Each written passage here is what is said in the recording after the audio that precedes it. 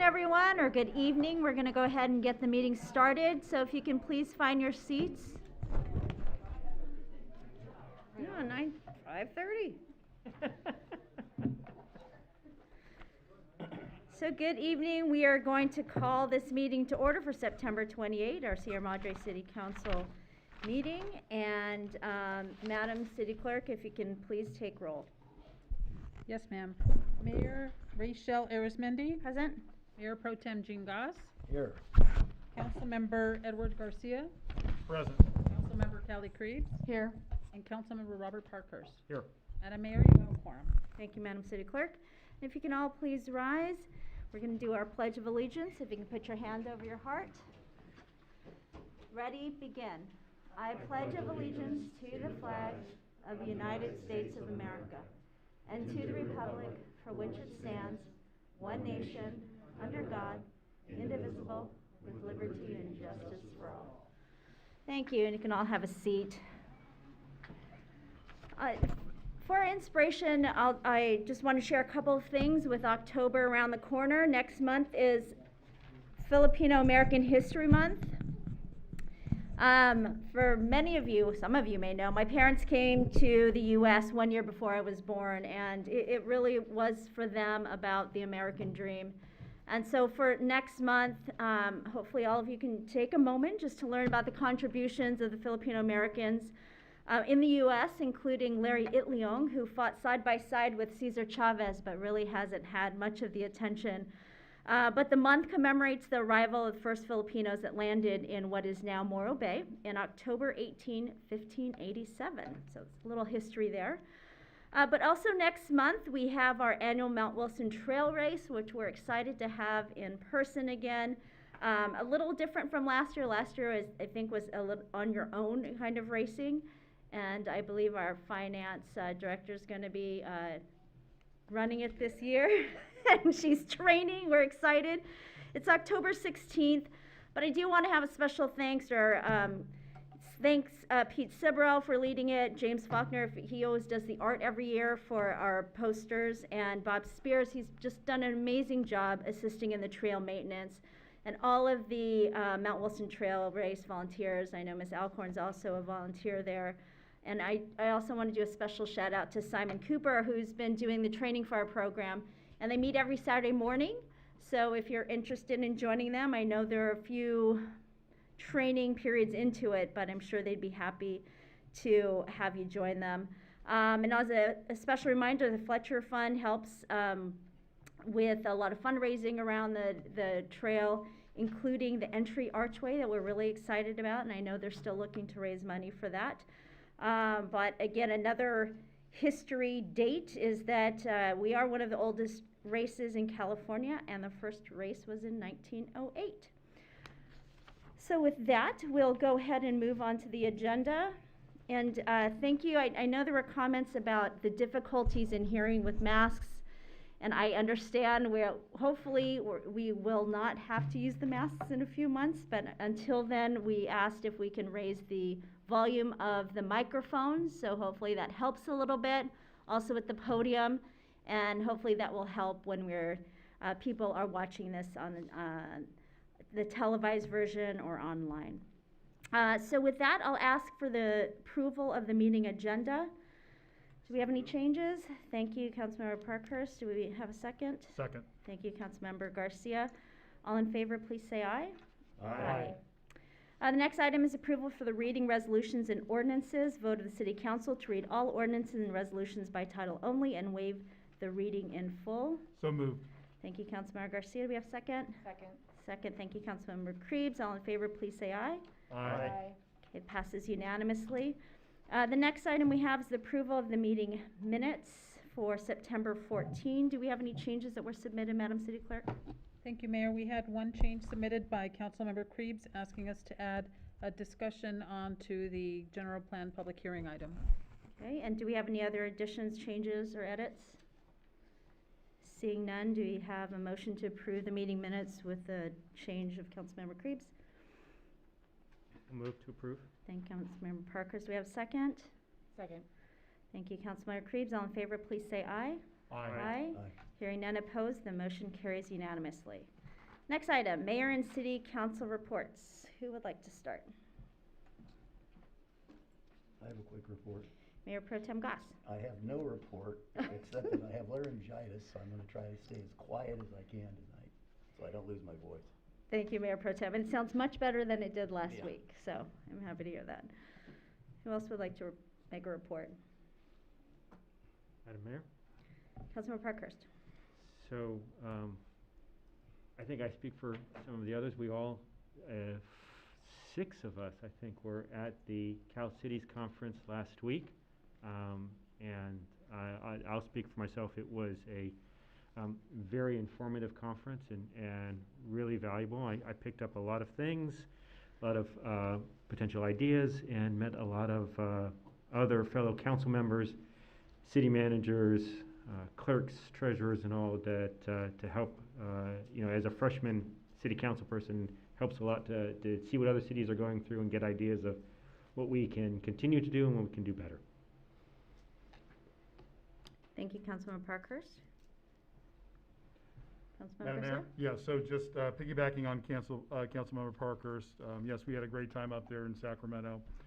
I myself attended some sessions that I thought were very interesting. 3 of the sessions were on CalPERS and different facets of CalPERS. So the first one was CEO Marcy Frost spoke on the asset side of things, how the return's doing. CalPERS earned 21.3% last year, which is a very good return. Obviously not as good as the S&P 500, but given what they can invest in and how they've been invested, it's pretty good. There was also one of the chief actuaries that gave a talk on the liability side, and that's one thing that we're generally focused on here as a council. And we do know that there's a risk mitigation program going on. So what ends up happening when the return is high in CalPERS, they buy back, not really technically, but they call it a buyback, some of the expected return, and they're going to potentially lower the return forecast from 7% to 6.8. And they're trying to only do this on years where there's high return within the CalPERS trust.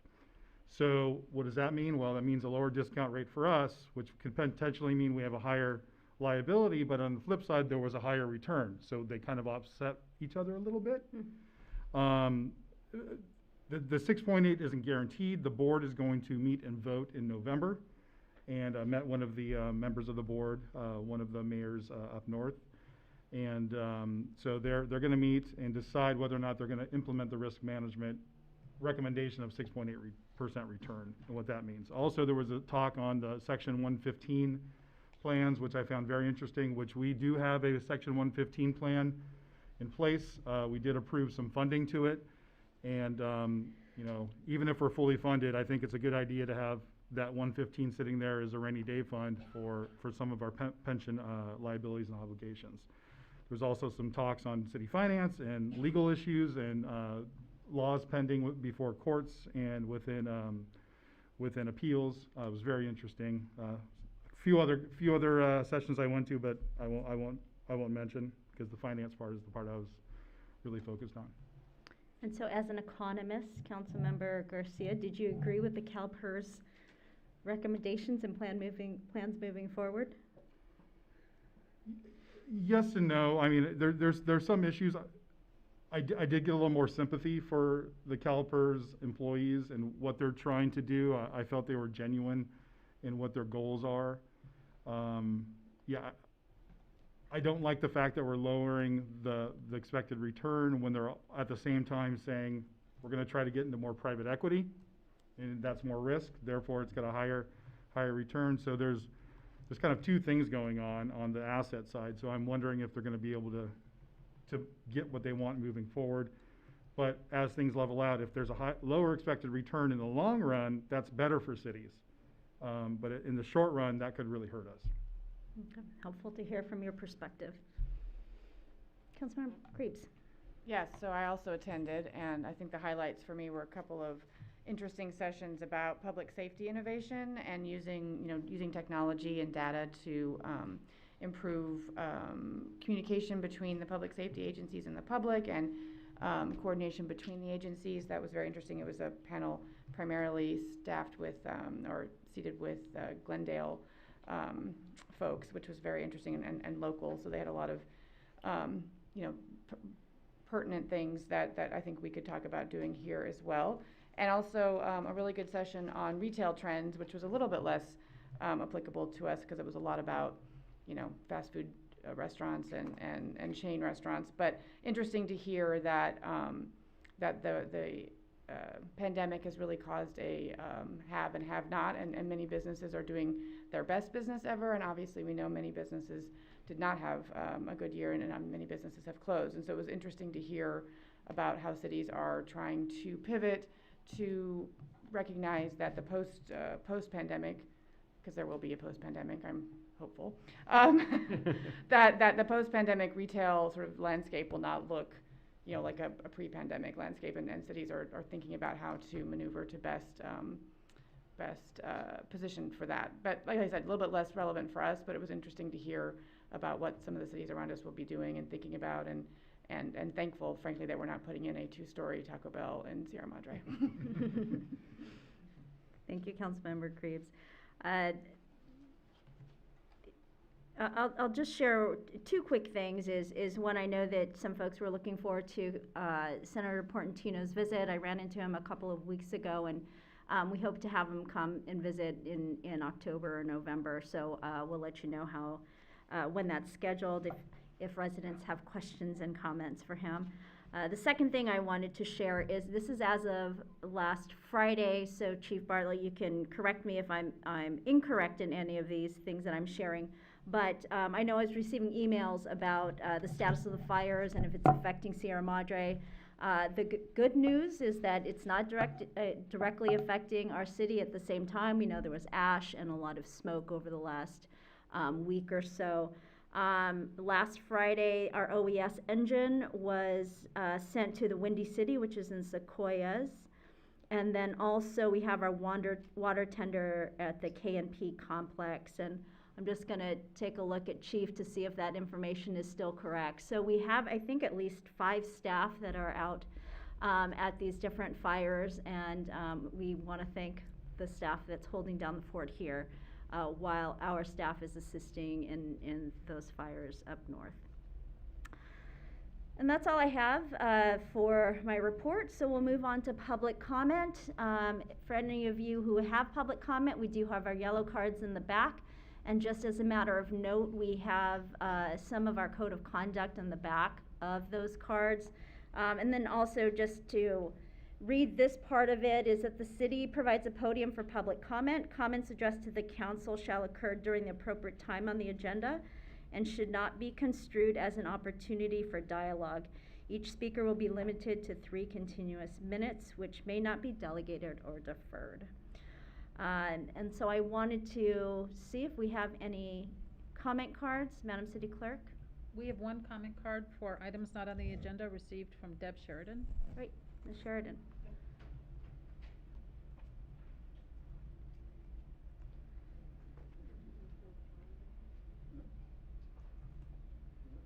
Good evening, council members. Deb Sheridan, Valley Vista Drive. Tonight, I would like to address the fact that we residents have been studying the draft environmental impact report on the monastery development of 42 houses.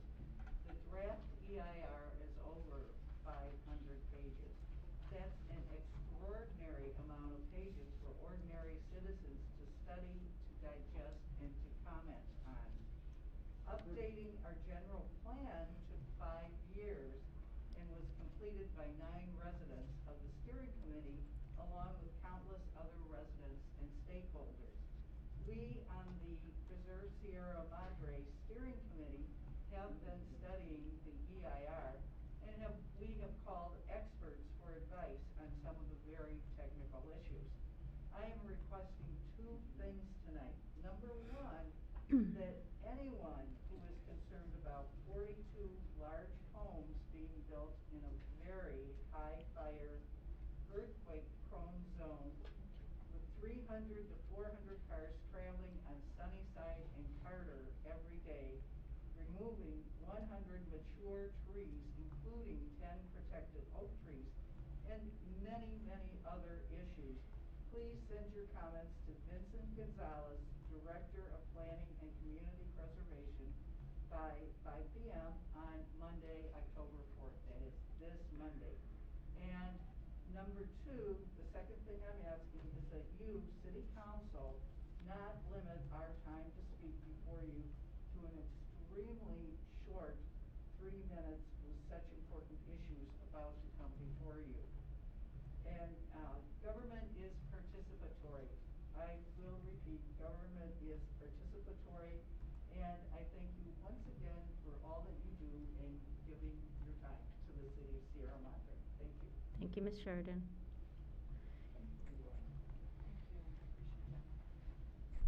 We just received a second card for Pat Elkhorn. Pat Elkhorn, and I remember you. Mayor, Mayor, you check to see if that button is on or not. We're not getting the feed from the podium. How about now? Go try that. Madam Mayor and council members, I am disappointed that the water issue tonight is just a presentation. I was hoping it would be a discussion item so that we might be able to have, absolve into a action item. I specifically was hoping that you would consider an ordinance that would not allow any brand new swimming pools to be constructed in the city, and hopefully that would help in our water conservation program. So thank you. Thank you, Ms. Alcorn. Do you have anyone else that would like to comment on items not on the agenda that may have not been able to fill out a card? I suppose we can let you speak, Chief Bartlett. Please, thank you.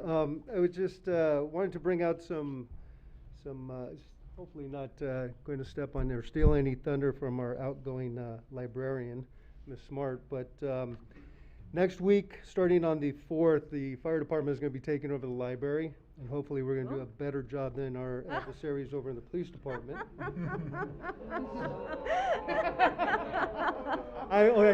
Sorry, our partners at the police department. Just a little plug again is we're going to be starting on Monday on the 4th. We're going to have events for all ages. So the preschool story time on Monday, along with later in the afternoon. This eludes me, but I guess it's a thing. It's Minecraft Mondays with a firefighter. Thankfully, we have some younger folks on our department that knows what that is. And then Tuesday, we will have a virtual tour of the fire station. So we will have at least our new ambulance will be available and some of the modifications that we've done in the station as well. Wednesday is board library teens and teen CPR. And then Thursday will be baby rhyme time with the fire department. And then Thursday we'll be capping it off with a big pumpkin smash at the fire station. I guess we're going to drop those from our hose tower there and have some fun with that. So for anybody that's interested, we're asking them to please contact the library and register for that. Next Friday, we will also be putting together a tea at 3 with myself and hopefully, if he's back in time, with Rich Snyder, our fire marshal, as well. Basically, just a get-together for a question and answer session, and we'll probably be doing some bingo and such as well on that day. Then lastly, we will cap it off on Saturday with our annual Fire Prevention Festival. We have currently 14 different agencies that are going to be in attendance there, and they'll be passing out information, answering questions. And we will also be having a guest visit, a couple guest visits from Smokey the Bear and Sparky the Dog. So thanks to the Forest Service and LA County Fire Department for their contributions to that as well. So I just wanted to make mention to that. And Chief, what day and time is the pumpkin smashing? The pumpkin smashing will be Thursday starting at 4 p.m. That's gonna be popular. And my understanding is everything will be provided by the library. So again, contact the library for all those fun events, and the TIA 3, if anybody is interested as well, that'll be contacted through the Community Services Department. They have that information, and I'd be very remiss, but I almost forgot this. We also being sponsored by our lovely neighbors across the street from the Kensington. We have some gifts available for those that attend that have been provided by Kensington, so we thank them for that as well. Great, thank you. That's all I have. Thank you very much. Any other Carlos, if I could have a, Councilmember Parkhurst has a sorry, question just or a a quick comment? question. So last year they did the fire as a drive-through. Is it a drive-through this year, or is it going to be booth oriented?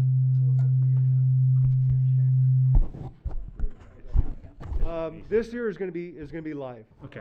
We're going to do, it's going to be live in person, but we're going to be doing it outdoors in the park. So we will hopefully we'll be masked up when we can't maintain social distancing. Thank you. Okay? Thank you. Any other public comments for items not on the agenda? Is that someone coming forward? No. Okay, so we will move on to our presentations. And our first item for presentation is recognition of an outgoing person who we're really sad to see leave, but we're really excited for. Librarian Christine Smart, where are you? Librarian Smart. I like the little hand that just comes up. But before I ask you to come up front, we do have a couple of certificates for you. I just wanted to see if our council has anything that they would like to share in terms of Christine's departure. Madam Mayor? Yeah, Councilmember Creeps.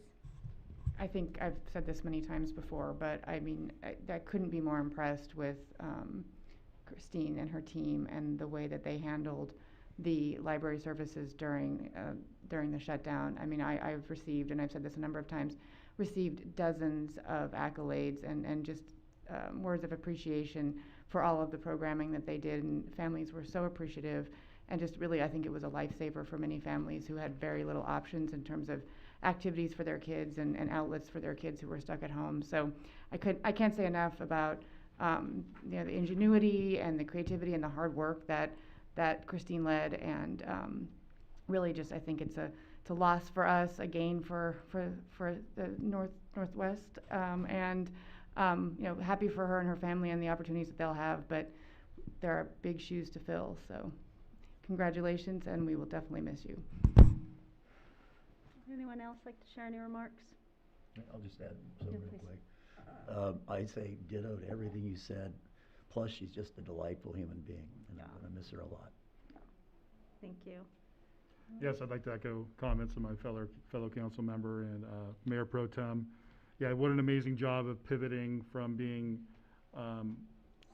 programming that's based out of a building to bringing programming to children, elderly, people my age. What an amazing job. I mean, when I went in there to see the stacks of books that were curated for people to take home, what care went into that, seeing sewing machines. What library does this? Puts crafts together in sewing machines and lends those out. What an amazing thing.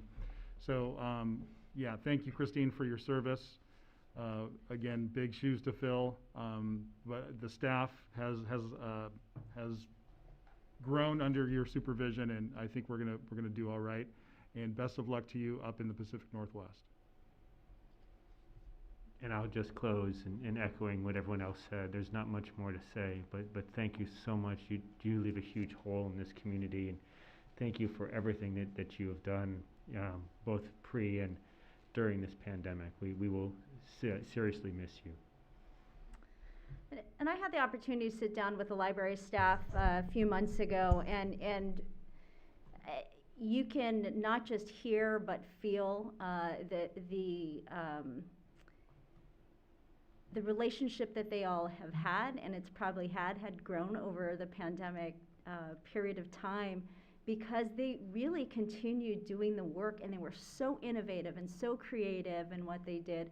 Their TikTok is just on fire, so if you haven't checked it out, I was glad to be part of one of them. It was a lot of fun.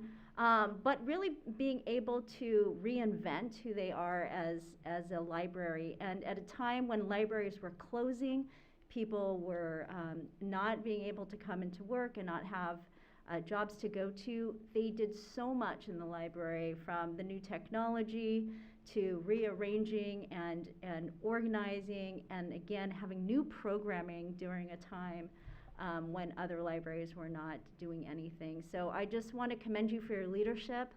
Librarian Smart, I know your team is going to miss you. I already see a pink poster that says they will miss you. But we are really excited for your next chapter, and please stay connected to us, because I think the team there will continue to run with this energy and have new exciting things and continue to serve the community in the same way that you led them. So thank you, and I'm going to have you come to the front in just a moment, but I'll share that you do have a certificate of recognition from Senator Portantino's office in recognition of her 8 years of dedicated public service. And we also have our certificate of recognition just in recognition of your work ethic and dedication in serving as city librarian for the city of Sierra Madre, presented this 28th day of September 2021 by the City Council of the City of Sierra Madre, Mayor Rachel Arizmendi, Mayor Pro Tem Jean Goss, Councilmember Edward Garcia, Councilmember Kelly Creeves, and Councilmember Robert Parkhurst. And we'd love for you to come to the front, and we'll take a photo, and if you want to share a few words, we'd welcome you to the podium. Want to come up? Yeah.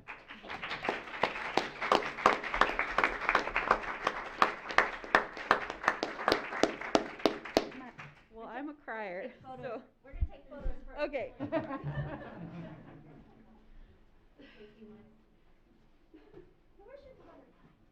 Oh, well, she lives in Seattle now.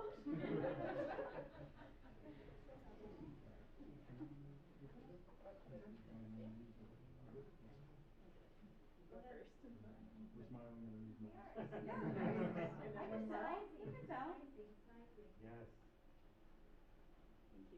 Just gotta make sure my.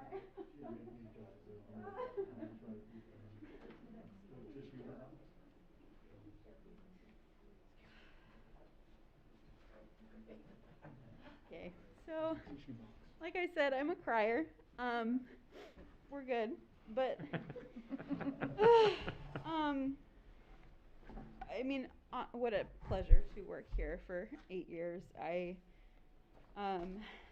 so appreciated the faith in the ability of the library to pivot, the real need for the services that we provided. Some of the reason for our success is innovation, but it really has to do with trust. And we're so grateful. I think the thing that I learned throughout the pandemic is that we owe one another grace. And we are all here as a community and there for one another, and I'm very grateful.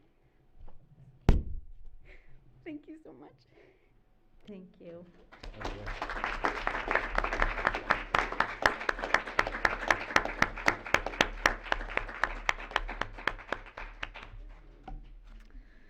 Okay, moving to our next item on the agenda, Mayor John Capocha. He has not missed us much, I don't think. We've seen him a couple of times, but it's good to see you here today, and he'll be presenting on the mosquito and vector control. Okay, thank you, Mayor Arizmendi, Vice Mayor Moss, and members of the City Council. It's my pleasure to be here to tell you a little bit about my job as a trustee for the Mosquito and Vector Control District. I'm going to go into a little bit of background because I know we have 3 new members, and like before I came onto the council, I knew nothing about this at all, and I've learned a little bit since. But it's been my pleasure to serve on the board for what's been about 5 years now, I think. And just really appreciate that you guys gave me the opportunity to continue with this. So let me get into it a little bit with the background here. This is an independent special district and is a public health agency that provides protection from vector-borne diseases. The power authority is granted through the California Health and Safety Code, and we're governed by a 27-member board of trustees, 26 cities, and LA County. And I should note that Pasadena, South Pasadena, and Baldwin Park were annexed to the district in 2018, which I think speaks also of the effectiveness of the district, that the cities decided to come with us because they were dissatisfied with the mosquito control that was happening in their cities prior to them joining our district. So basically what we do is we conduct effective programs for surveillance, prevention, abatement, and control of mosquitoes and other vectors, but the focus is 99% on mosquitoes. The district was formed in 1989 to address a local outbreak of St. Louis encephalitis, which fortunately nobody's heard much of. Good. Because the district was very effective in tamping it down, but it's been since replaced with West Nile virus as the main concern that we have with mosquitoes. So again, trustees are appointed by the city councils to 2 to 4 year terms. And I'll just stop here and just tell you my involvement. I do participate on 3 subcommittees. I'm part of the Finance Committee, and one of the main concerns we have is just what Councilmember Garcia was talking about, of course, is PERS and our 115 trust and how we should be investing and keeping our, this to be manageable over the future. We've had a lot. I'm also on the Personnel Committee. We've had some really challenging personnel issues that go way back, and I think now we've finally cleaned up most of these things and we can stay focused on what our real business is.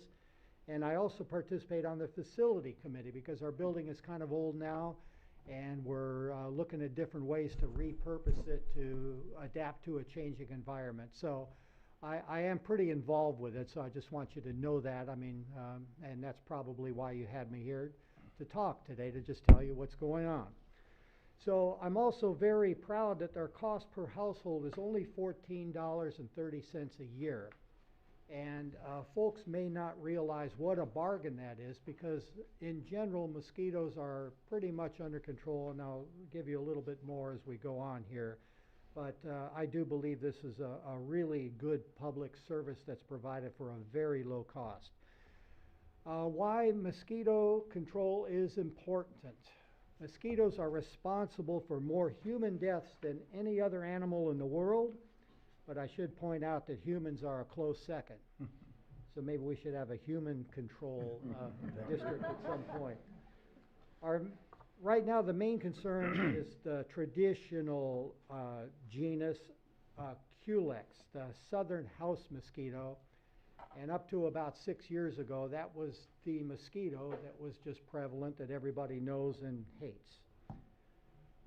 The West Nile virus is the most pervasive threat in California, and it's a serious illness. It can, the symptoms are fever, nausea, head and body ache, and complications that can lead to death. And what's interesting about the West Nile virus is that the vast majority of infections are asymptomatic. So you don't even know that you have it. But it can cause long-term consequences to your health, and again, it can lead to death. It can only be transmitted from birds to humans via mosquitoes, and humans don't transmit it amongst themselves. So it's the mosquito that is the vector. So 2021, we've had 35 known human cases, and again, many more unknown human cases, and 2 human deaths. So it's certainly not what we're going through with COVID, but yet it is still a pervasive threat. So in our district, we have tested 173 positive birds. So they're out there, out of 1229 tested, so we kind of know that it's not, it's contained pretty well. And the same with the mosquito samples, 1,400 out of 25,000. So it's not we've got this under control for now. Next slide. The other mosquito that is in the last 6 years is the Aedes mosquitoes, also known as invasive Aedes. People refer to them as no-see-ums. They're very tiny. They bite you on the ankles, and they have the tiger stripes on them. Aedes was first identified in our district in El Monte in 2011. Now, I'll just tell you, in the 5 years I've been on the board, when I first got on the board, the district was starting to track it, and it was hardly anywhere. And now, over the years, it's just throughout. It's embedded deeply, and it's not going away. So, yeah, the characteristics are that it's small, aggressive. They prefer humans to other animals, unlike the southern house mosquito, which really goes after birds more. But it's also efficiently adapted to survive in very small sources of stagnant water. So little bottle caps get a little bit of water, the mosquito can lay its eggs, that bottle cap can dry out, and those eggs can survive like, I don't know how long, at least a year. So they also cling to moist vegetation. So they're really hard to eliminate by traditional methods. The best you can do really is to try to keep them under control. So they do transmit some serious illnesses such as chikungunya, yellow fever, dengue, and Zika. And again, we had a big Zika scare a few years back because outbreaks have occurred in Florida, Texas, Hawaii, and Puerto Rico. So far, not in California. So what we do here with the district is basically integrated vector management. So, number one, surveillance. We have 220 traps set throughout the San Gabriel Valley. Each city has a minimum of 2 traps per week. So, it's constantly monitored. And we test for these various diseases that I've brought up here. We do a lot of education and outreach through social media, fairs, community events, and with the schools also we have a pretty robust program. So then the other component of integrated vector management is the vector management itself. Tip and toss. Our technicians go out and they identify problem areas of water and treat them. And I went on a ride along when I first joined the district, right here in Sierra Madre. There's a place where there's an underground drain, and our technicians will go inspect that periodically, and they'll do a little sample. If they see mosquito larvae, they put some treatment. And I don't know too much about the various treatments, and I forgot to mention we have Jason Farnett here. He's our operations manager. So if you have any of these technical questions, he's the guy that will answer those, because I don't know very much technically about all the different treatments that we use. So another example is mosquito fish. We place mosquito fish in places, and we've got them right here in our Sierra Madre spreading grounds, where the technician will come and make sure that that population of mosquito fish is doing well, and that tamps down the mosquito regeneration. Okay, so they do hundreds of property inspections and treatments, and another big thing is storm drains. This has been a big focus of operations in the last few years, where we just discovered the underground storm drains that carry the water away is a big source of mosquitoes. So, and we'll talk a little bit about how we came up with resources to focus a little bit more on storm drains. Then also the storm channels, which the big San Gabriel and Rio Hondo rivers are inspected, and they plant mosquito fish in there and make sure that that's not a big source of mosquitoes. So adult mosquito control, where they actually go out and treat for mosquitoes, is very rare, last resort, and they will do this when there is a threat where we think that the West Nile is going to spread if we don't get on top of it quickly. So strict environmental and disease conditions must be met before we do that. Okay, this one, the next slide is a little hard to see, but I want to just point out a couple things on this. You can just see, where the field hours are going. This is just for last month. But look at the top, an aerial swimming pool conformation is very small wedge there. That used to be a really, really big, I think even more than half of our total hours was swimming pool mitigation. So I'll talk a little bit about that a little bit. So next slide. Well, wait, can you go back one real quick? Okay, so you can see also over to the right the flood channel inspection treatment, and the underground inspection treatment is now taking a lot of our hours there. Okay, and so now we'll go to swimming pools. This is where we've shifted a lot of focus in those areas because we've saved so much in unmaintained swimming pools. So once a year, we do an annual flyover with the camera, and it identifies green swimming pools. So the district works with residents to drain or maintain that or apply larvicides or mosquito fish. But we have, and this is Mr. Farnett here. This was his brainchild here. He came up with a really labor-saving way to deal with this. So what we do now is we send a notice to the resident and ask that the resident mitigates the condition. Then what they do is take a picture and send it. Then we just verify it. And so this is all done just electronically. So everybody's got phones now. 10 years ago, you couldn't do this so easily. But so now we don't have to go out there and badger people to do it. It's been just incredibly, people are just more than willing to take care of the problem and say, it's done, leave me alone. So we only are spending like 18 hours doing this, where we used to spend over 800 hours doing this. So I want to just, everybody please give Mr. Farnett a round of applause here.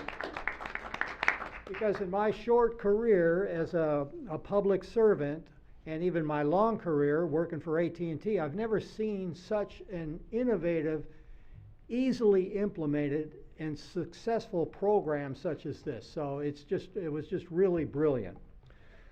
So, okay. So again, a lot of focus on public relations, education, and outreach, and I won't go into that a little bit, but we have won awards for the programs that we have, and trying to teach even young kids about this and what to do about it. So now I also want to talk a little bit about sterile insect technique, as this is something that has been around because you probably don't even realize this, but it's been used to control medflies in Southern California since the 1990s. That's why you don't hear so much about that problem anymore with the fruit trees. But anyway, the technique will release sterilized males to control the population. Male mosquitoes do not bite mammals, nor do they spread the disease. It's only the female mosquitoes. So our district is collaborating with other districts with the development of this. It's not used in the San Gabriel Valley yet, so we're supporting research and evaluation and working with other agencies and regulatory agencies on feasibility. So it's very promising also as an annoyance eliminator, because like the tiger mosquitoes are driving everybody crazy. Just when you're outside and there isn't too much you can do about that, like I say. So it's just interesting, and once we get to the point where this is feasible, then one point that I keep making is that we would then go to ask people, how much are you willing to pay to basically get the 80s population down, down, down? And people might be willing to pay and they might not. So right now the 80s is not creating a big a problem for us, but if we get outbreaks of some of those horrible diseases here, then it's a different story altogether. But again, I always think that I would pay certainly double what I'm paying now, which is $14 a year, to tamp them down so I'm not bit constantly in my yard, even though I'm very careful about trying to eliminate all these water sources. So anyway, that's something that's could be coming up in the next couple of years that we'll be discussing. But the next thing is, what can you do? And again, it's tip, toss, and protect. Eliminate the sources of stagnant water that's around your house. And you really have to be very, vigilant about this, because like I say, these 80s can stay in something as small as a cap of water, and you've got to just try to just get rid of as much as you can. Then create awareness, discuss with friends and neighbors, because I've seen around Sierra Madre where people put dishes out for wildlife or pets walking by, and really that's a no-no. That's just, you're just spreading, potential spreading of diseases to your neighbors by doing that. Another big thing is native vegetation. If we were to convert more homes to native vegetation, that tamps it down quite a bit, because they really like to stay in moist, frequently watered, and that would really help a lot and solve other problems that we have as well. So the other thing you can do is report any unusual infestations. If you feel like there's just been a lot of mosquitoes in your area, certainly call the district and they will send a technician out to investigate that and help you determine how to eliminate it. And any dead birds that you see, call the district and report that, and they'll send somebody out and pick up that dead bird and test for it. So the other thing is, of course, protect yourself, because you're not going to eliminate them. So wear long sleeve garments when you're outdoors, and there are 4 basically effective repellents. And these are the only 4, and if it's not on one of these 4, you're just wasting your money and coating yourself with something that is not going to be effective. But I'm a big fan of this top one, the picaridin, because I've used DEET for many, many years, and DEET just it's a safe chemical, but it's pretty nasty, and it melts plastic. If you touch your sunglasses, you're going to mess them up. Put it on your lens, you're going to mess up your glasses. And the picaridin doesn't have that strong smell, and it works really, really well, and is protective against other insects other than mosquitoes, even better than DEET. So then there's the IR3535. I can't speak to any experience there. And oil of lemon eucalyptus is also very effective, but it's a very strong smell. So so you do have some choices there. Then just one thing is, always apply the repellent after you apply sunscreen. It's much more effective. So if you have any questions, and I'd like to invite Jason up here. If you have any questions, he can certainly answer them on the technical side. Thank you, Mayor Capocha and Board of Trustee Capocha. Maybe I can report my mother-in-law's place in Azusa on Dalton. Those little ankle biter 80s are just ridiculous out there. Do we have any questions for either Mayor Capocha or for Jason? Or Parkhurst. So thank you for the presentation, and the timing on this was really good. I don't know if people saw it. There was an op-ed in the Sunday's LA Times by Sophie, I think, Parker from the Nature Conservancy. My question goes back to the 80s Egypti. You're saying that we've got it under control right now, but that op-ed had said that it's here to stay and growing, particularly as the climate warms. What are you doing to prepare for that, and what do you see is happening in the next 5 years? And you said it just kind of showed up in the last 5 years. What are you doing to prepare, and what do you see for the next 5 years? Well, I'll answer that. I mean, it's like I said, we're looking heavily at this Mayor, can you go to the mic, please? We're looking heavily at the sterile insect technique, and again, just discussions about our resources and reserves, so that we can spend in coordination with other agencies to jump on it and treat it just like we do with the West Nile, where if you get an outbreak, you put your focus. Well, you should talk about that, because you're the guy who actually is the operations manager that sends the people out to do it. So go ahead. Yeah, just to add to that, California isn't the best climate for these mosquitoes. They live here, one, because they're very adaptive, but more so because we have lots of microclimates. Every single house on your block has a different microclimate. And if these mosquitoes just find one or two of those microclimates conducive to the way that they live and they breed, they will proliferate. And so one house on your block can kind of ruin outdoor activity for everybody. And so we used to be able to control mosquitoes really by brute force, controlling big sources, using pesticides responsibly. But this really involves a much bigger participation from every person in the community to control these mosquitoes and prevent them. And so we're leaning heavily in community education, and we're learning heavily into a shared responsibility where the district will handle all of the public spaces, but we're really asking residents to dig deep and take care of their own properties to protect their families and their neighbors.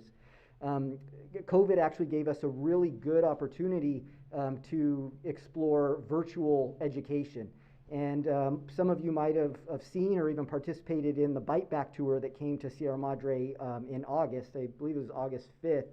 But it's just one example of how our community education team is going to each individual city, meeting with city leaders, meeting with individual community members to not only educate residents on what they can do, but get the community involved and educated in how important it is to control their own environment.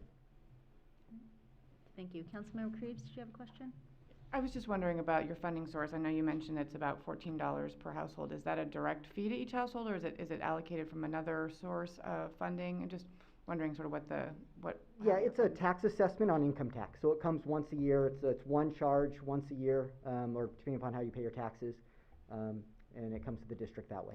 Yeah, it's a line item on everybody's property tax bill. Councilmember Garcia? So yeah, so regarding the 80s, you know, the education program on tip toss, and I forgot the last one, but that worked really well. So my family's familiar that anytime when we have rain, something fills up and we go around, we knock the pots over and flip things over and on asphalt or concrete, so everything can die. But it seems like these 80s are a little different. My question is, what can we do as residents other than or on top of tip and toss? And when we see adult populations, is that a signal that the larvae and the eggs were being laid somewhere nearby, or are they kind of migratory? Because I feel like every time I'm wearing shorts and I walk through a lawn, my ankles get all bit up. And they're not fleas. I'm assuming they're the 80s. Yeah, no, they probably are 80s, especially this time of year. August, September, October is really the high point for invasive 80s. And so right now, people are probably experiencing them quite a bit, and it is a huge nuisance. There's two things I'd like to comment on your question. The first one is these mosquitoes don't fly very far, which can be a good thing because it means that you really have control over your own environment. Sometimes it's not just your house, but the neighbors directly around you. If we can get all of them educated, then you'll be okay. So we're just asking for help that once you have your yard squared away, pass out some literature or talk to your friends and family, have them contact the district. We have a lot of resources now on helping residents get their neighborhoods under control. The second part of that is wearing mosquito repellent.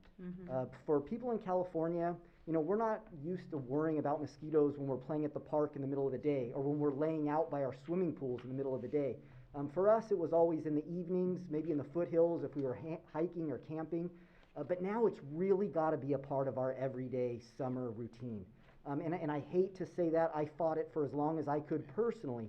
With all the knowledge and resources that I have, I thought for sure I could control them in my neighborhood.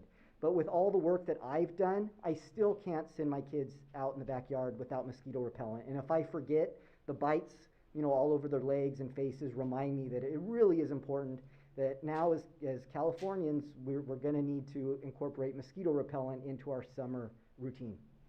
So if I can follow up on that last comment. So I'm assuming we're walking buffets in a food source for these mosquitoes. So if we are wearing mosquito repellent and we are not something they want to eat, that could help lower the population? Probably not the population, and the reason is because there aren't very many of these mosquitoes at all. Like I said, this really isn't their environment, so we don't have huge population booms, and that's really the problem. We were always really good at reducing the population of mosquitoes to where the normal everyday person probably didn't experience them on a regular basis. But now with invasive Aedes, just one or two of those mosquitoes in your backyard, they will find you. And the difference is that Aedes mosquitoes prefer to bite humans. They actually live around and have evolved to make humans their primary blood meal. Where our common mosquitoes, the culex that Trustee Capocha mentioned, they prefer birds and small mammals, and they would only bite us if populations increased to a certain point where that kind of flooded over. But now, those mosquitoes aren't looking for any other blood meal except for humans. So even if you have just one or two in your yard somewhere, as soon as you go outside, they're going to find you because they've been waiting. So wearing mosquito repellent probably won't reduce the population. Eliminating water sources will. What the mosquito repellent does is prevent the nuisance for biting, and then if at some point we do get some of the local transmission of the diseases that they transmit, then you'd also be protecting yourself from the disease as well. Thank you. Great, thank you so much for your presentation. Thank you, Mayor Capocha, for representing our city on this, and hopefully we can see not a lot of Aedes ankle biters, and that we're managing it as a community. Thank you. Thank you. Okay. Thank you. Okay, the next item on our agenda is the update on water conservation program, and I believe Annalise Kovnatsky is going to be presenting on this item. Yes, that'll be me. Good evening, Mayor and Council. So just for some background, at the last City Council meeting, our Interim Utilities Director came to Council with updates to the mandatory water conservation plan. Those were code changes to the municipal code. So today, this is kind of a general overview of what the city's doing in terms of water conservation, resources for our residents, and actions that residents in the city can take as a whole. I know as California residents, we are hearing conservation everywhere, but I do really want to emphasize that even though the city has found that we can meet our water demands to withstand a 5-year drought, conservation is really the most efficient and least expensive means of preserving our water supply for our community. And we really want to encourage our residents to recognize water conservation as a general way of life, common sense things that we can do. So things that the city is doing before the meter, so that's before water reaches, any resident's water meter. We've invested over $1 million in water main replacement each year following fiscal year 17-18. The water department has also been doing active leak detection, so they will proactively detect leaks before they reach the surface of the ground, and residents call us to let us know. On top of that, they've also improved their water flushing practices. This maximizes water quality, and also they've reduced water loss during flushing as well. And on top of that, you see our water crew all along the streets every day. They are really good at attacking leaks as quickly as possible.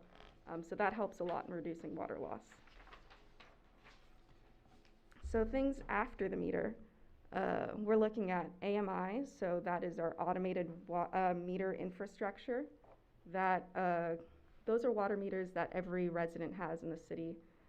These are able to be read remotely. Which means that both on the city side and the resident side, we can monitor water usage. That's led to 72-hour water use door hangers that the staff have put out. So they'll run a report at the end of the month, and it'll pop up any alerts if, let's say, a house has 72 hours of continuous use. That could be a hose left on, that could be a faucet left running, or a leak or something like that. But they'll leave those door hangers on anyone's door, and it will have access to AMI, which is the Automated Meter Infrastructure Customer Portal, and they can track that usage themselves. The water department also educates public in the field when they can. They'll provide tips to residents if they see them on the street, and when we have them available, give out nozzle replacements for hoses. So clarifying on the customer portal, this allows residents to monitor their usage, as I said. That's kind of a snapshot of the home page that you'll get. We've seen user increase from about 10 to 15% over the past year. So it's a total of 578 users right now. This doesn't look like a big number, but it's actually pretty standard that I've found among census utilities. We are still doing our best to increase awareness, so we've sent out postcards and bill inserts. Those door hangers also have information to sign up. And our admin services staff also does a good job of telling people, you know, whenever they come in on the phone with questions about their water bills, they're very good about directing people to sign up for AMI. In terms of additional public information, we're kind of throwing everything we can. So social media, Village View, if you've seen our Facebook and social media, we've been doing Water Tip Tuesday. So we'll give tips out for the residents on ways to save water around their house. We've also got banners, mailers. We're trying to throw everything we can at the residents. Here are just some examples of what we've thrown out. We also had a water meter seminar when we first launched AMI. I believe that was last year. And we've also updated the website. So we've provided some quick links.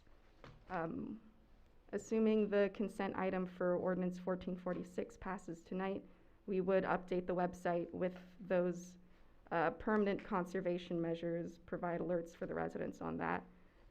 There's also links to rebates, and we've also added a general FAQ section to the website, so explaining where our water comes from, what's the state of our water supply right now, and that can be updated intermittently. We've also included conservation resources. This is one that I just think is really interesting and I thought I'd highlight. This is on the website. This is called CalScape. You can put in your zip code and they'll give you a list of plants to use. And they'll even have a 4-question quiz, so you can say, I want a deer-proof garden, low water use, and they'll give you a list of plants to do. It's really interesting, so I would recommend that. We are also working with the Water District. They haven't had as much of a presence in the community in person. They've been doing virtual programs, but they will be available at our community events. I believe they will be at the Fire Prevention Festival on the 9th, so look out for them there. They do a great job of youth and school outreach. They're the ones that provide rebates to our residents. And we are also working on conservation workshops with them. So we're still in the works of scheduling it, but we are working with them and an organization called Gray Water Alliance. That would teach residents how to convert their laundry gray water to water their plants and their landscaping. So laundry to landscape workshops should be coming up this year. In terms of keeping our city informed, I know I threw a lot of general ideas out there and plans. In terms of the mandatory conservation measures, as I said, we will be updating the website with an alert, providing that on the Village View, social media. We're also going to have that information on the water bill once that is effective. And we've also talked, speaking of the district again, I talked to one of the folks at the district today about providing table tents. So those are those little signs at restaurants that'll say, you know, if you want water, ask for it. We're trying to save water through this year. So we have a lot of options at our hands. And in terms of the city side as well, starting 2022, there is an annual assessment that the water department has to provide to the city council. So that will have a general view of our water supply and demand, any shortage response recommendations, and that would go to city council for review. The public would also have access to those documents, and that would be sent to the Department of Water Resources. And with that, happy to answer any questions. Thank you, Alice Kovnotsky. I understand you're becoming quite the water expert. I've had assigned readings. Good. I have one quick question before I open it up to the rest of the council, but with respect to Ordinance 1446, if it passes tonight, and again, the mandatory conservation measures, One of my bigger questions during our last discussion is how we're going to communicate it out, and I see some great ways to communicate it out, but I just want to also add in, just again, we need to be really intentional about it. And I will confess, I do not read every water bill. So maybe getting separate mailers out, and just so to draw attention to folks that if and when this ordinance passes, that these are expected mandatory conservation measures. Okay, do we have any questions for Analyst Kovnowski? Councilmember Parkhurst. So I have two questions. A quick one on the cowscape. You said it had a kind of a checklist of things. Does fire safe, is that, do you happen to know offhand if that is in it? You said deer and drought resistant and native, those are all great. There is, I don't know off the top of my head, but No worries. that actually is a great reminder. Now that the fire department isn't here, I can spoil it. We're gonna be working with them to put out a firescaping video, so tips for the residents on fire-safe plants that are generally often crossover with low moisture. So that will be a resource coming out soon. And then the second question, and there may be a follow-up to that, is on slide 5, you said a user increase from 10 to 15%. Is that an increase in the number of users, or the Yes. Yes, so we had about 10% at the beginning of last year, and it's increased to 15%. So we have 15% more accounts than we did a year ago? A 5% increase. We've seen 5% increase. So we have 5% increase year over year. over this past year. Okay. Okay. Thank you. Thank you. Any other questions?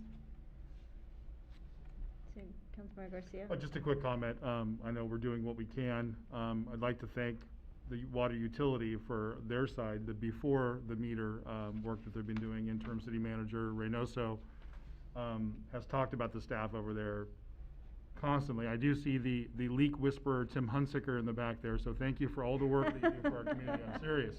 Thanks, Tim. Finding leaks before they find us, it's very important, so we thank you for your work. Great, thank you. Okay, thank you for your presentation. Yes, please extend our thank you to Water Department, Utilities Department. Okay, we will move on to the next item on our agenda, which is the action items section, and we have our consent calendar. Madam City Clerk Aguilar, can you please report on the consent calendar? Yes, ma'am. Thank you. Before the City Council today for their approval and consideration are 5 consent items. Consent item A is consideration of Resolution 21-55 approving certain demands, and it is recommended that the City Council approve Resolution 21-55 approving the payment of city warrants in the aggregate amount of $383,656.95, library warrants in the aggregate amount of $5,214.38, and the payroll transfer in the aggregate amount of $410,804.97. Item B is a notice of completion for fiscal year 2020-2021 for the street improvement project ST-82101. It is recommended that the City Council accept the completed work by COPP Contracting on behalf of the city and direct staff to file a notice of completion with the county clerk's office. It is also recommended that the City Council approve the expenditure of $31,168 for fiscal year 2021-2022 for capital projects funds for street repairs to cover the overage of the street project. Consent item C is the award of professional service contracts to RKA Consulting Group for engineering design services for the design of fiscal year 2021-2022 for street improvement project and library parking enhancement, and West Associates for construction management.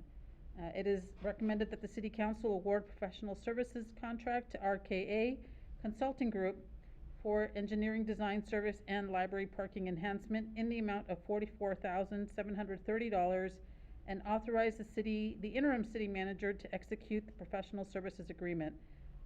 In addition, it is recommended that the City Council award a professional service agreement with West Associates for the construction management and inspection services for the street project. Consent item D is the second reading of Ordinance 1446, amending Chapter 13.24, the mandatory water conservation plan of the Sierra Madre Municipal Code. It is recommended that the City Council introduce for second reading by title only and adopt Ordinance 1446, amending Chapter 13.24 of the mandatory water conservation plan in the Sierra Madre Municipal Code. And finally, consent item E is approval of agreement with the California Housing Finance Agency regarding the transfer of ownership in the Sierra Vista Senior Housing Development. It is recommended that the City Council approve the First Amendment to and the assignment of and assumption of regulatory agreement Cal HFA Development Number 02-015-S. That concludes the presentation, Madam Mayor. Thank you, City Clerk Aguilar. Do you have any questions on item A of the consent calendar from council? Item B? Item C? Item D? And item E. Seeing no questions on consent calendar, we will open this up for public comment. If you'd like to comment on the consent calendar, please make your way to the podium and say your name and address, please.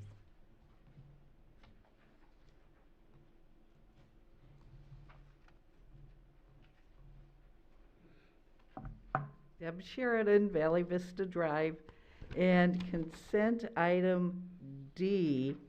And I don't know if this is the appropriate time to be saying this, but I do hope that you will implement a better way to allot water usage than during our last drought.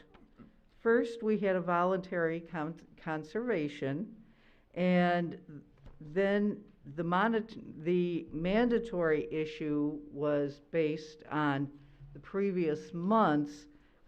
So those of us who actually those of us who conserved were the ones who were hurt. And just as an example, I live in a 2,500 square foot house. I have half an acre, and I conserved so much that I lost my lawn. I lost 3 trees. I had to call the city out because one fell over onto the street. And the allotment that I got was the exact same as a 1-bedroom apartment, as some of you know, because I complained to you at the time. So please base it on something rather than what those of us who have been conserving have done in the past. And I thank you so much. Thank you. And yes, that's an appropriate place to comment on it. Anyone else would like to comment on the consent item, the consent calendar?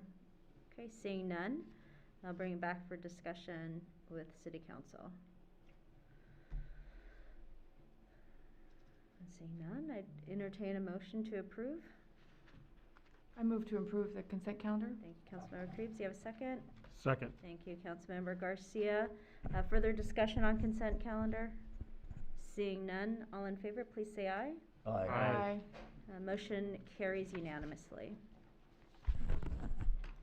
Okay, and we're on our last item for tonight's agenda, which is our discussion item on discussion regarding the use of American Rescue Plan Act funds. And I believe Assistant City Attorney Nikhil Domley will be presenting on this item.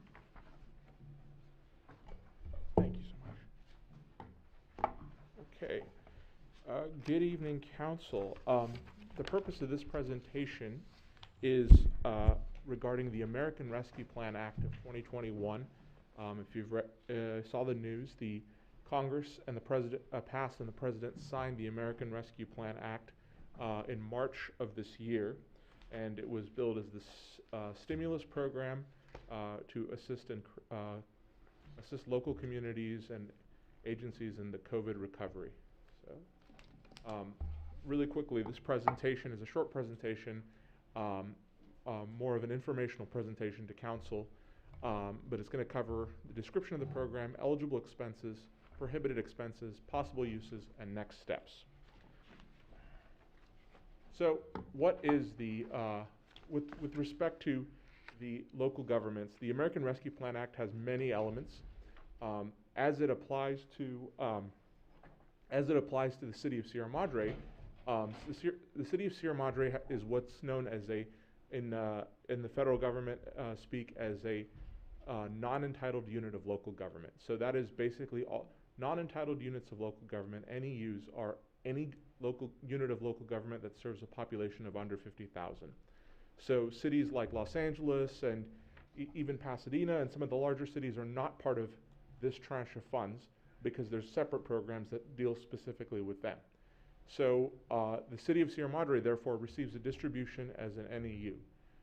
The apportionment that the city will get, or has gotten actually, is based on 2019 population estimates, and this was done because there were dramatic population shifts in 2020, people moving for job reasons, and it did affect, and plus the numbers were speculative. So the best data that they have is from 2019. So it's actually benefiting the city because it doesn't take into account population shifts that were related to for example, coronavirus. So California the state is the main recipient of the funds, and it's the state's responsibility to distribute these funds to NEUs. So California received $1.2 billion to allocate to NEUs. Sierra Madre's allocation exactly is $2,516,916. So this is money that the city is receiving in two. I'll talk about that, but the really important point to remember here is that yes, the city is getting this money, but allocations cannot exceed 75% of the budget in effect on January 27, 2020. So they went back, looked at it, and then this was the number they came up with based on the city's population and the budget analysis. So very quickly, this program requires reporting. So with the federal government, any money going out usually is subject to an audit.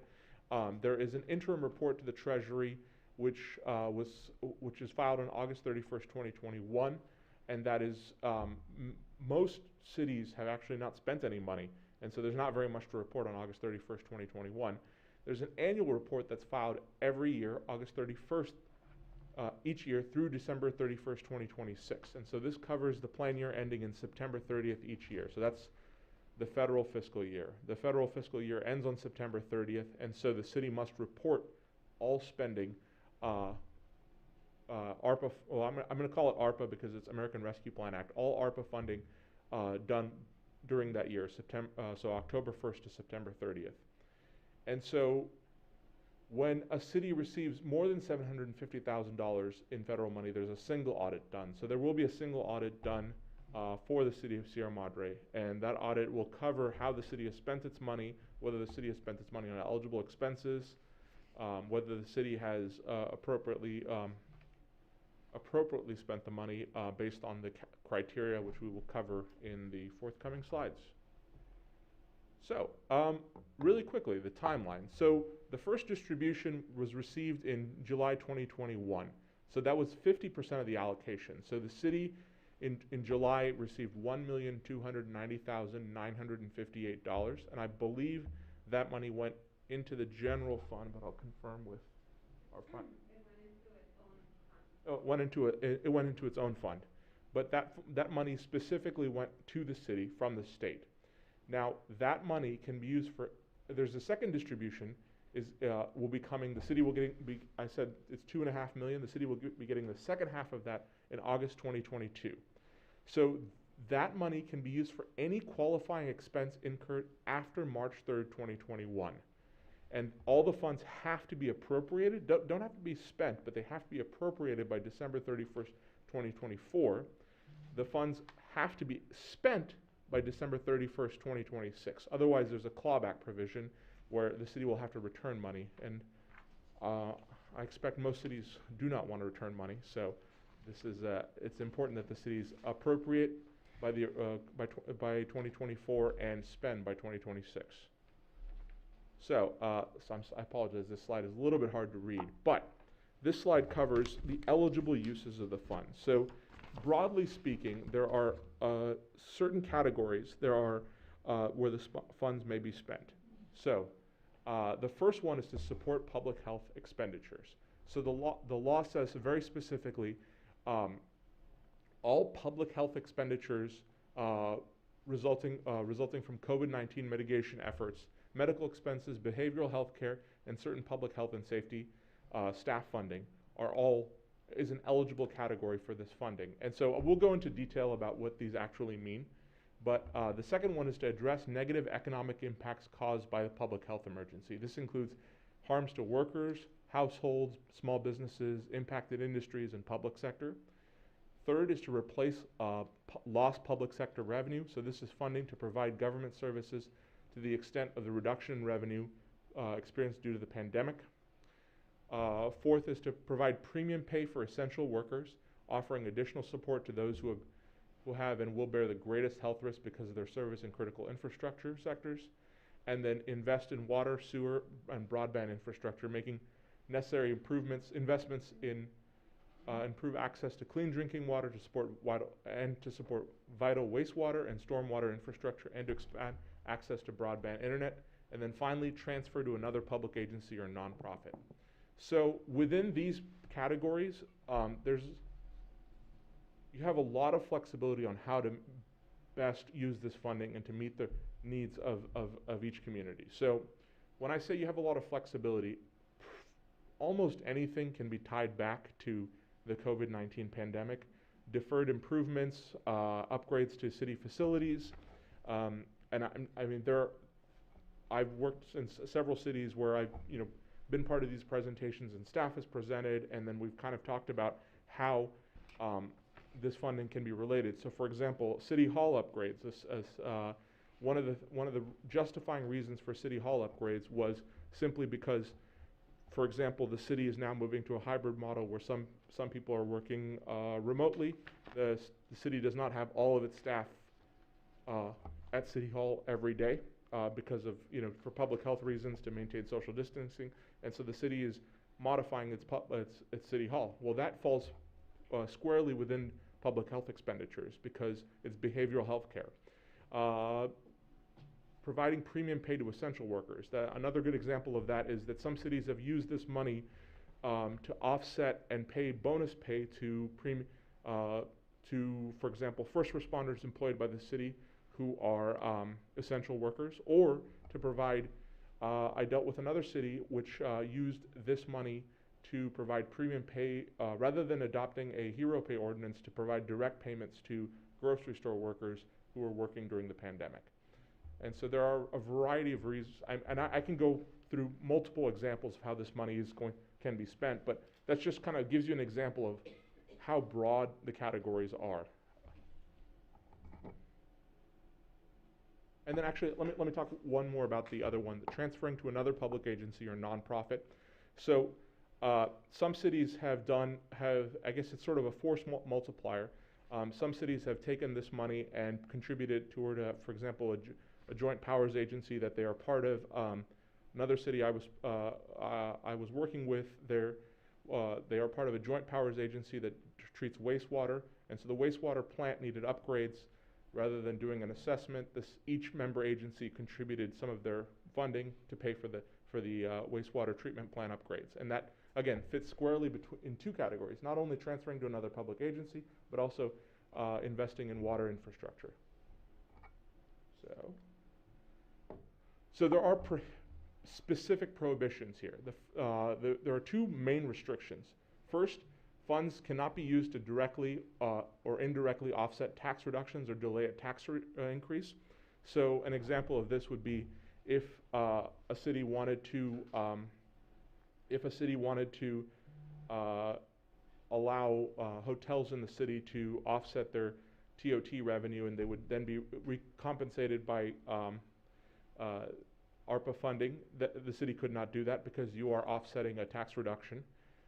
Second, and this is something that this government multiple times appears in the statute, funds cannot be deposited in any pension fund.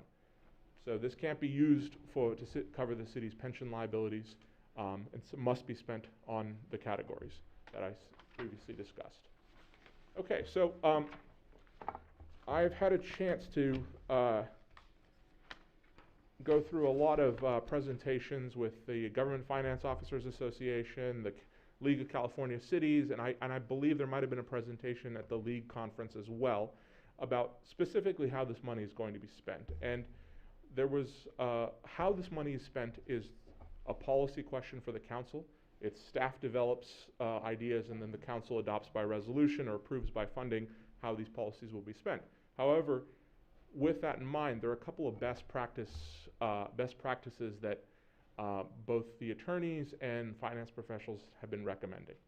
The big one is one-time revenues, restrict one-time revenues to one-time expenditures. So what we mean by that is that the money can be used to be put into creating a new program, a program that renews, or a new entitlement, or something that renews. However, once this money is spent, that program still needs to be funded, and that money then comes out of the general fund. And so since it's a one-time payment, it's often better to spend this on something that is going to cost a one-time cost.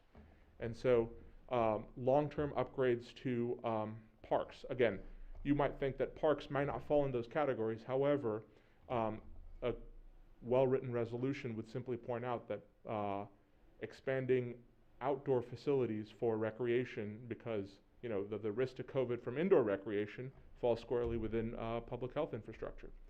And so, and you'd need a clever city attorney to write that resolution. So, but one-time revenues and restricting to one-time expenditures. So, for example, infrastructure, investing in to reduce operating costs. Another city I worked with up north specifically spent this money to upgrade their water infrastructure because the recommendation from the public works director was, we spend a significant amount of this money now because we are losing millions in water leaks, and so spending this money now would then save the money, city money in the future, and it was a one-time expense. So it was kind of a maximization of how you spend this money. Transferring to other agencies to maximize impact. So oftentimes cities pooling their money and contributing to a joint powers agency that they're members of can also maximize impact. Another city I worked with, SB 1383, for example, is the organic recycling bill, which is requires every city in the state to adopt an ordinance on mandatory organic recycling. Well, part of that is in enforcement mechanisms, and part of that is implementing enforcement mechanisms, reporting mechanisms, and quite a bit of this is often outsourced to a regional agency or a waste management agency or something like that. And cities have pooled their money to build organic recycling facilities, that because they have to maintain that, or pooled their money to create procurement, because the law says that you must adopt a procurement policy of procuring organic products. Then you can support local business recovery and then offset revenue losses. And so, simply, for example, if the city were to make a resolution that says that the city lost an X amount of revenue and that this money was now being transferred to the general fund to offset revenue, that's a one-time payment to offset revenue that occurred because of the COVID-19 pandemic. So, the GFOA is the Government Finance Officers Association. Again, I apologize, this slide is a little bit hard to read, but they have a couple of practice tips. The first one is that ARPA funds are non-recurring, so their use should be applied primarily to non-recurring fund expenditures. So you should take particular care in avoiding creating new programs or adding on to existing programs that require ongoing financial commitments. Use of ARPA funds to cover operating deficits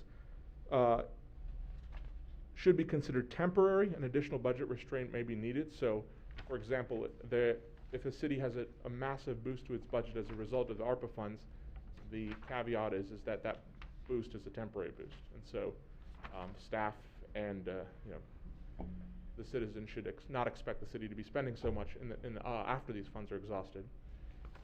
Critical infrastructure is particularly well suited to the use of ARPA funds. So many rural communities, for example, are using it to do a one-time investment in upgrading their broadband capabilities, because it is, broadband is often essential for business and commerce and city operations. So and broadband is one of the listed categories. basically also scanning and partnering efforts. Many cities have actually reached out to other cities to see how they're spending their money and whether they're, for example, contributing. If cities can collaborate to contribute on an issue, they can better use their funds. And then also really important to be cognizant of state level ARPA efforts. So the state of California has also received a significant amount of money. It's the largest state in the union, and so it has received the lion's share. And it is also spending, so you don't want to duplicate efforts by the state. And so this often involves coordination with state agencies to make sure that the city is not duplicating a state effort. So additionally, a couple of practice tips, considering regional initiatives, partnering with other ARPA recipients. And so when we say partnering with public agencies, that includes not just cities, it includes special districts, it includes the county, it includes the state itself. There's a specific line item for collaborating with Native American tribes, also with nonprofits. Take time and careful consideration. So, it's not like winning the lotto. It's more of nice. It's not like scratching off something at McDonald's and winning a prize. It's more of this is something to recoup the city, and so you should be taking time and carefully considering how these projects will be spent. And so the recommendation is to develop a project list, and then some cities have taken to basically asking staff to develop a project list and then prioritizing by category what is essential, what is non-essential, and then appropriating money along those lines. They should be spread over the qualifying period to enhance budgetary and financial stability. That's really key to basically spread these costs over so that there's not a strain on the budget. And then considering all the alternatives for prudent use of funding prior to committing the resources. So again, these are recommendations, but ultimately how to spend is a policy question for the council. So again, just to go one more time over this, the possible uses. So grants to community-based organizations. One thing, for example, I've seen everything from paying a community-based organization to host a vaccination drive, or because it supports public health infrastructure. Supporting a community-based organization like, for example, a Little League, which needs to spend more money because it needs to comply, its outdoor activities need to comply with the California protocols, so helping out the Little League. Supporting local business recovery. For example, some cities have used that money to make certain permits free. So using that money, so the money would go to the city, but business permits like outdoor dining permits would be free, or renewals fees would be free to help businesses who can't necessarily have indoor capacity. So that would support business recovery. Remember, permit fees are not taxes, and so you can offset permit fees. Offsetting revenue losses, critical programs that were deferred. The city, when the emergency was declared, many cities deferred programs because of the emergency, and we're still in a period of emergency, so many programs were deferred, and so now would be the time to perhaps jumpstart these programs. And then replacement of lost revenue, so waiver of delinquent utility payments, penalties. This is a big one. Many cities have chosen to have not done water shutoffs or utility shutoffs, and instead told delinquent payments because of the COVID-19 pandemic. Some cities have decided to waive all those fees by applying this funding. Again, that's a policy decision. And then dining platform fee waivers, which I kind of mentioned, was the allowing for outdoor dining permits paid for by the city. Okay, and so staff, I believe, are in the process of creating a list for possible uses of ARPA funds, including infrastructure and program funding. And so I anticipate that over the next few months, council will be approached with options for how to spend this money. And so next steps. So the way staff envisions this is that this is sort of the kickoff for this process is receiving community input council direction, a funding list, a council resolution allocating funding, and then answering any questions from the community about how this funding will be spent. So I guess the last actually was questions for me, which I know I've spoken very quickly and I've covered a lot of information, but I welcome any questions. Thank you, Attorney Damley. I think, you know, I definitely want to spend some time on discussion, but do we have any questions for City Attorney Damley before we go into discussion? Councilmember Parkhurst? Yeah, so I have two quick questions. One, when will we know about the state efforts and the what they are planning to do with the funds?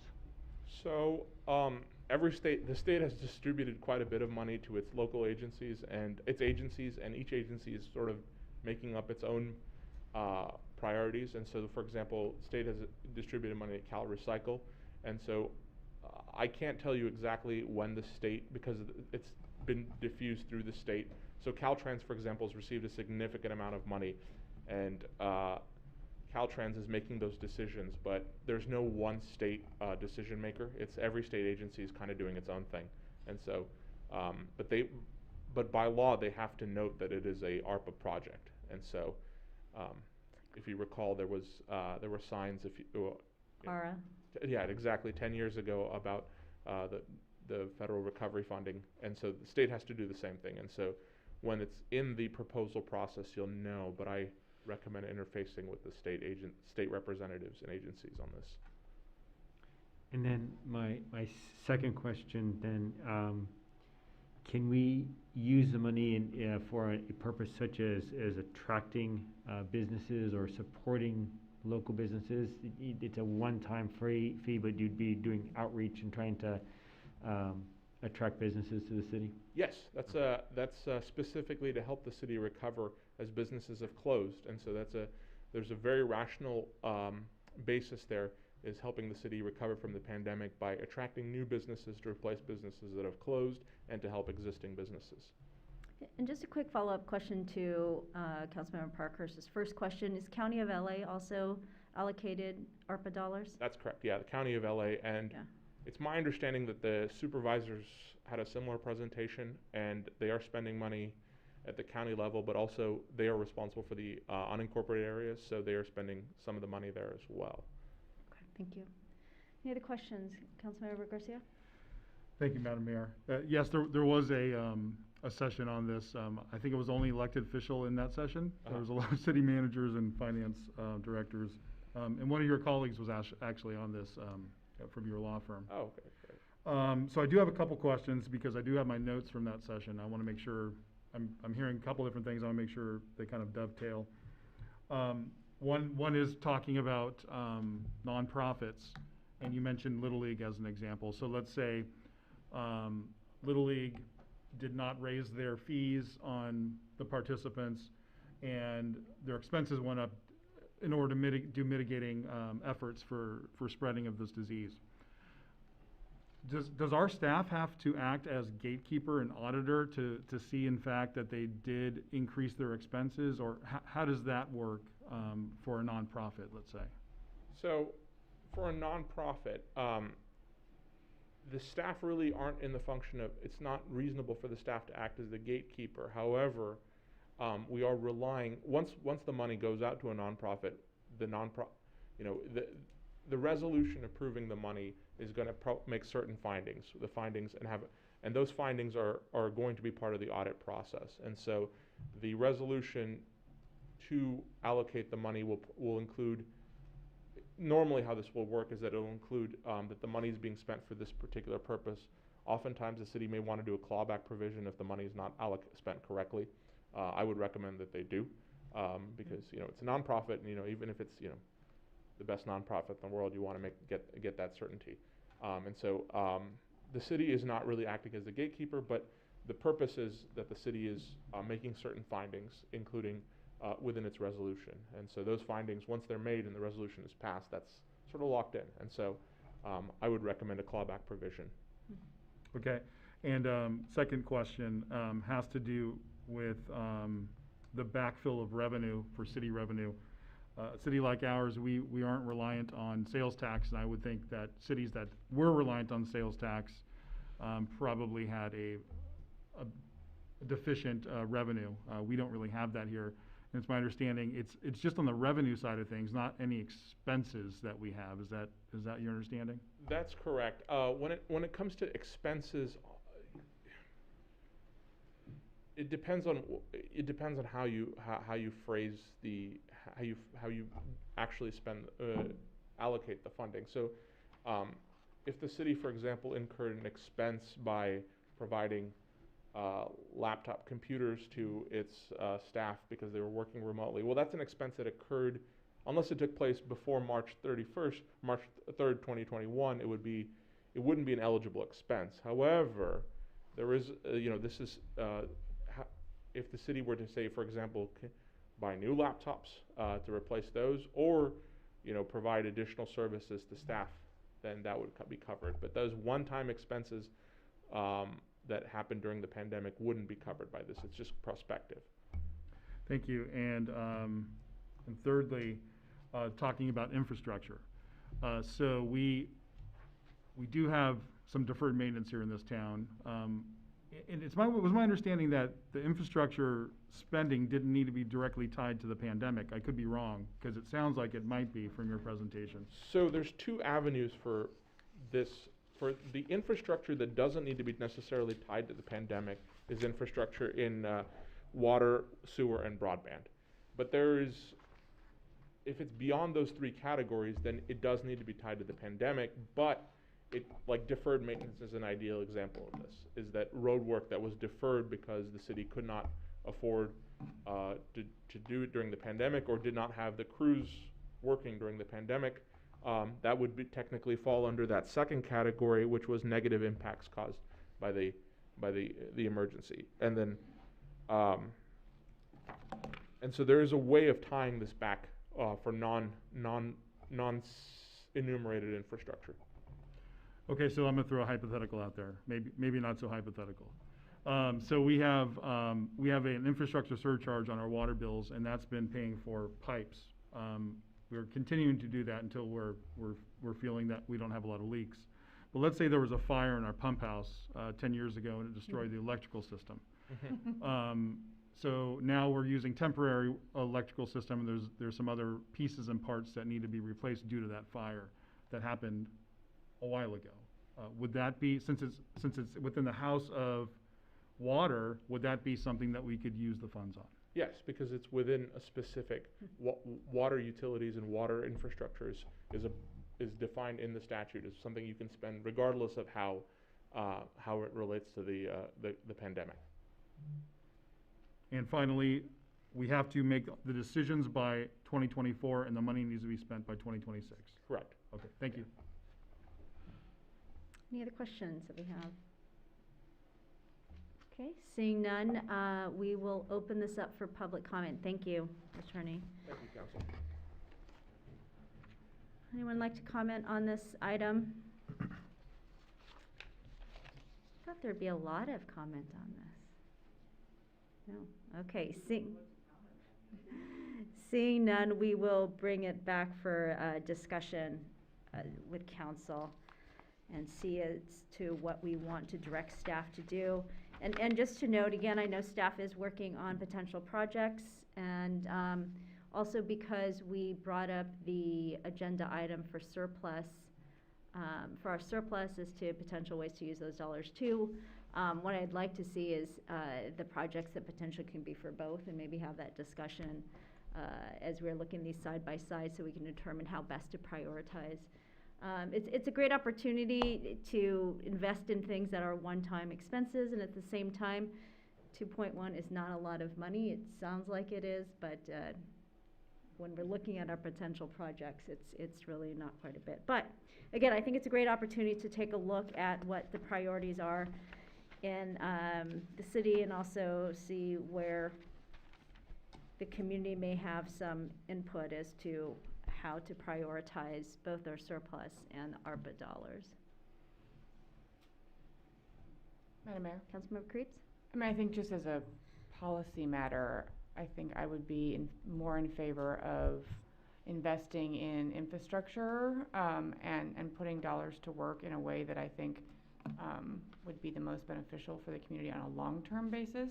I do think, you know, business recovery and certainly supporting local efforts is important, but I also feel like we've done a lot in that area already, and I do feel like you know, some of the streamlining of the outdoor dining permits and things like that are things that we've already discussed. And so to me, this seems like a bit of a, you know, windfall, not in amount, but in terms of unexpected funding. And it seems to me that, you know, overall, the needs of the city seem to be in maintenance that has been deferred for a long time. And so I'd like to see thoughts from the staff about the best uses of this money in terms of infrastructure, given the limitations in terms of either being water, sewer, or broadband, or related to the pandemic.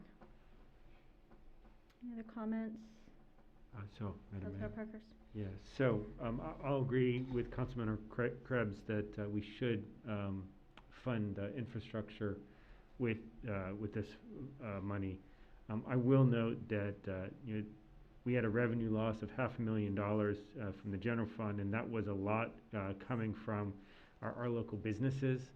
So while we have done a lot, and that we're projecting losses for the next year and the year after that. So I'd like to see some of the money go towards the local businesses to try to attract and retain them, because I think while we have done a lot so far, we're going to continue to see that impact out into the future. And then the other thought, and Councilmember Krebs brought this up before, is that we may see yet more funds coming out of some of the bills in Congress, particularly around broadband. And so I'd like to make sure we don't close off our options out there. If we're going to get, if it looks like we get money for broadband in the future from one of the bills, then let's use that money towards infrastructure and then put whatever else we get towards other purposes. And then finally, I'm not sure how we get knowledge other than from the county and from Supervisor Barger's office. But it would be good if we had any intel of what other agencies are doing that can help us out. I don't think they'll help us with our local infrastructure, but it would just be good for somehow the staff to help make sure that they keep an eye and an ear out, or put feelers out to find out what agencies are doing and where they might be able to benefit, or we might be able to benefit. Okay, thank you. Councilmember Garcia, were you? I think my comments were wrapped up in my questions. Yep. But I also have the like mind of Councilmember Krebs that this is a chance for us to play catch up on some of our deferred maintenance on our infrastructure. You know, those are legacy and long-term effects that we can do now for future generations, and I think that's important. Okay. Mayor Pro Tem Goss, did you have any comments? We're gonna have a discussion a month from now on the surplus funds, which is kind of related to this, because you really can't separate them very easily. And there's plenty of things we can spend money on, of course. I do agree with this concern about infrastructure, particularly water. I totally agree with that. It's been one of my pet peeves ever since I've been on the council. So yeah, I'd like to see some options in that area. I like the idea of the pump house. If we could do something like that, that'd be great. And if there's something left over, I mean, I do, when I heard nonprofits, you know, our youth programs in the city really took it hard during the pandemic. We had some kids that never even got to finish their last year in pony or softball or Little League. And I think they're behind. I know Pony's way behind in fundraising. So I wouldn't mind seeing some discussion of maybe some grants to them in some way, maybe not a lot, but something that would show that we're supporting the youth in this city. Okay, thank you. And so I also know that we are projecting some possible personnel costs, loss, I should say, in terms of our expenses, so to consider that also. But I definitely am hearing infrastructure, so if we can give staff direction on prioritizing those. And then again, with in mind that we are gonna have the discussion about the surplus. And then also I'm hearing possibly, local businesses and nonprofits, and that can be up for consideration.